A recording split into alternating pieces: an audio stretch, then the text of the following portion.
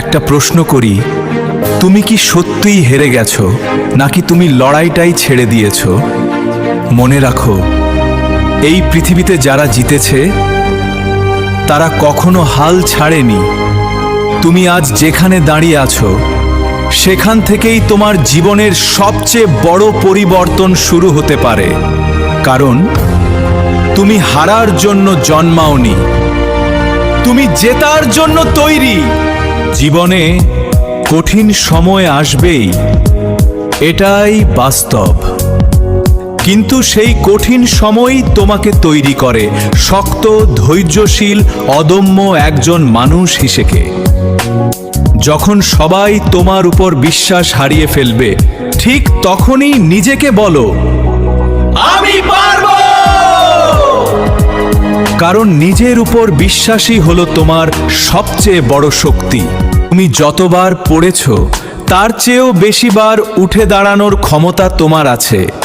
ব্যর্থতা তোমার শেষ নয়, এটা শুধু তোমাকে নতুনভাবে শুরু করার সুযোগ দেয়। আজ তুমি যে কষ্টটা সহ্য করছো, একদিন সেটাই তোমার সবচেয়ে বড় শক্তি হয়ে দাঁড়াবে। তাই থেমে যেও না, কারণ তোমার গল্প এখনো শেষ হয়নি। তোমার স্বপ্নগুলোকে ছোট করে দেখো না, কারণ আজ যেটা অসম্ভব মনে হচ্ছে সেটা একদিন তোমার বাস্তবতা হতে পারে। প্রতিদিন একটু একটু করে এগিয়ে যাও, কারণ বড় সাফল্য কখনো একদিনে আসে না, এটা তৈরি হয় প্রতিদিনের ছোট ছোট প্রচেষ্টার মাধ্যমে। মানুষ তোমাকে থামাতে চাইবে, সন্দেহ করবে, হাসবে, সমালোচনা করবে, কিন্তু মনে রাখো, তাদের কাজ হলো বলা আর তোমার কাজ হলো করে দেখানো। তুমি যখন নিজের লক্ষ্য ঠিক করে এগিয়ে যাবে, তখন কোনো বাধাই তোমাকে থামাতে পারবে না।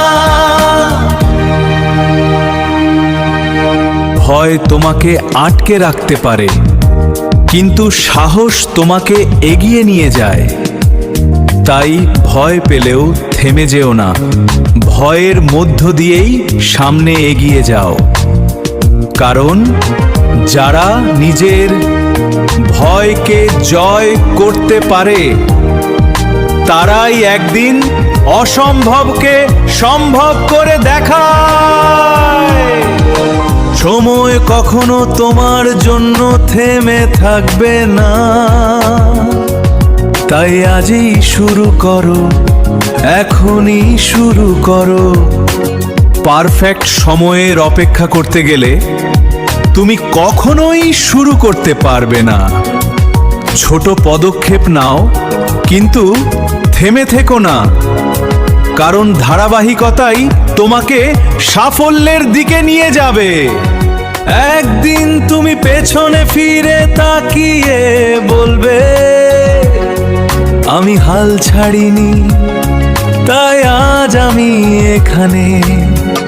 আজকের এই ছোট ছোট লড়াই, কষ্ট, চেষ্টা সবকিছুই তোমাকে সেই জায়গায় নিয়ে যাবে যেখানে তুমি যেতে চাও। তাই নিজেকে বিশ্বাস করো আর থেমে যেও না, কারণ তোমার সাফল্যের গল্পটা এখনই লেখা হচ্ছে।